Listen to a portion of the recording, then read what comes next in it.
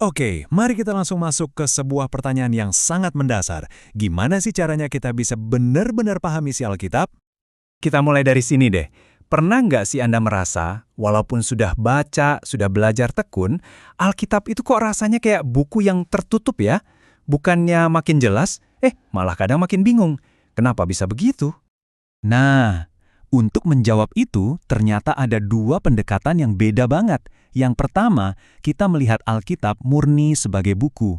Ya, teks yang dipelajari. Tapi ada cara kedua, yaitu mengenal Kristusnya dulu lewat sebuah perjumpaan pribadi. Yuk, kita bahas dulu cara yang pertama yang mungkin paling umum, pendekatan lewat pengetahuan. Tapi seperti yang akan kita lihat, cara ini ternyata punya batasan yang serius. Contoh paling pas ya, orang-orang Farisi. Kita perlu ingat, mereka ini bukan orang sembarangan loh. Mereka itu bisa dibilang ahli kitabnya zaman itu. Seluruh hidup mereka itu didedikasikan buat belajar, menghafal, menafsirkan tiap kata di Perjanjian Lama. Jadi kalau ditanya siapa yang paling tahu isi Alkitab, ya mereka jawabannya.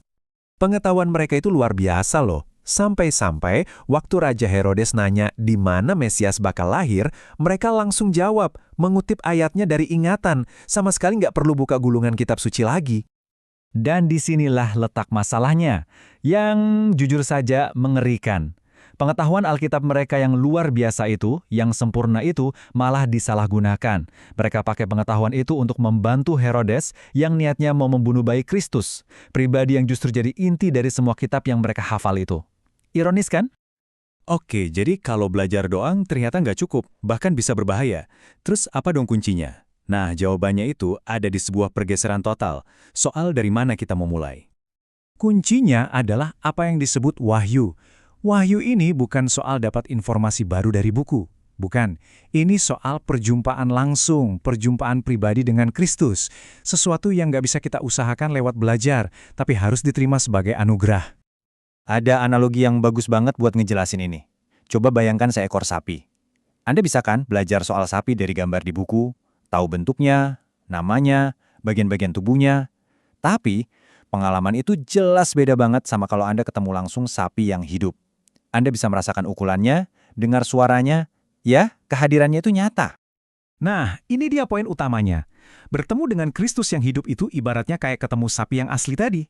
Hanya setelah pengalaman itu, gambar yang ada di buku, yaitu Alkitab, baru benar-benar jadi masuk akal dan hidup. Terus, apa yang terjadi kalau kita sudah mengalami perjumpaan itu? Gimana dampaknya ke cara kita memandang Alkitab? Hasilnya itu transformasi total. Buku yang tadinya terasa penuh doktrin yang susah, penuh aturan, penuh misteri, tiba-tiba jadi transparan dan hidup. Kenapa? Karena setiap halamannya sekarang bukan lagi soal teori, tapi soal kesaksian tentang pribadi yang sekarang Anda kenal secara pribadi. Contoh paling dramatis dari perubahan ini tentu saja Saulus dari Tarsus. Dia sama persis kayak orang Farisi yang tadi kita bahas. Ahli kitab yang brilian, pengetahuannya sempurna. Tapi pengetahuan itu justru yang membuatnya begitu yakin untuk memburu pengikut-pengikut Kristus. Tapi kemudian, di jalan ke Damsyik, dia nggak belajar doktrin baru, nggak ada kelas Alkitab di sana. Yang terjadi adalah perjumpaan langsung yang dahsyat dengan Kristus yang sudah bangkit. Dan boom! Setelah perjumpaan itu, semuanya berubah. Perjanjian lama yang dulu dia pakai sebagai senjata untuk menganiaya, sekarang jadi buku yang terbuka lebar. Saulus, sang penganiaya, berubah jadi Paulus, penafsir Alkitab terhebat, karena sekarang dia bisa melihat Kristus di setiap halamannya. Semua ini membawa kita ke sebuah kesimpulan yang sangat praktis. Jadi, apa sih artinya menjadi pelayan firman yang sejati itu? Ternyata ada perbedaan yang sangat mendasar. Menjadi seorang pengajar Alkitab itu artinya kita mulai dari buku, menjelaskan doktrin, menyajikan informasi. Tapi menjadi seorang pelayan Kristus itu beda. Dia mulai dari pribadinya.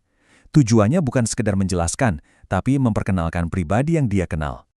Jadi, pelayan firman yang sejati itu bukan cuma orang yang bisa menjelaskan gambar sapi di buku dengan baik, bukan.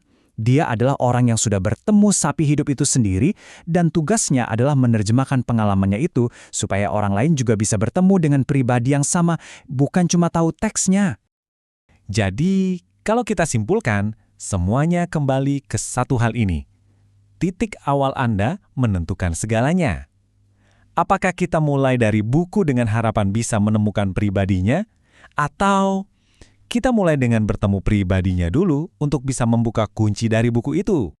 Dan ini meninggalkan kita dengan satu pertanyaan terakhir untuk kita renungkan.